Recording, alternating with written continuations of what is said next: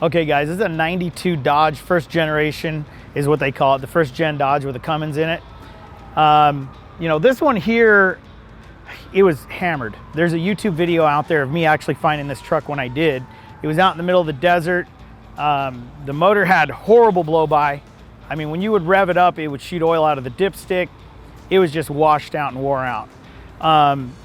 So what I did is I had another motor laying around, I threw it in it, and I painted the truck, cleaned it up, went through the interior a little bit. But the thing about these trucks is they're such a dependable, well, first of all, they've become very popular. People love the first generation Dodge with the Cummins in it. And the thing that makes them so special is the fuel mileage and the durability of these trucks. I mean, you know, everybody's like, oh, it's a Dodge, the doors fall off it. Well, yeah, the reason why they fall off it is because this 12-valve Cummins setup literally beats the truck to death.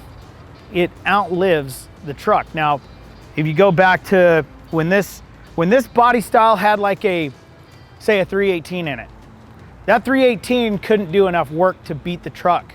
So you think about it, like a lot of those old 318s and 360s, they would wear out before the pickup would wear out.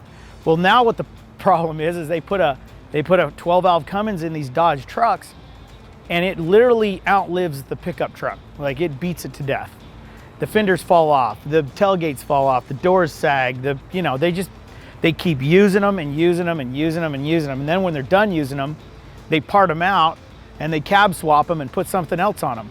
So that's what's so great about this 12-valve, and that's why I love it so much. But this one here, it's, you know, it's just got the little rotary pump on it. These are an awesome little pump. They work really good. They're just limited on horsepower. There's a lot of guys out there that want to make 700 or 800 horsepower with one of these, and these pumps are really hard to get that much horsepower out of. So on this first gen, I think the next thing is I need to finish the truck. We're going to put a bed liner in it, put the tail lights in it, finish wet sanding and buffing the truck. We got some interior stuff to do. And then after that, I think what I'm going to do is have Industrial Injection send me out a new set of nice, clean, maybe 100 horse injectors for it. A little bit bigger turbo. I'd like to put a little bigger turbo on it and maybe have them go through this pump.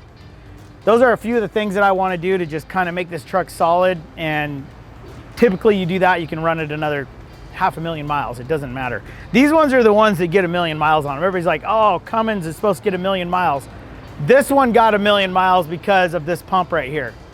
And they're just low horsepower and they're dependable, and that's why they live forever.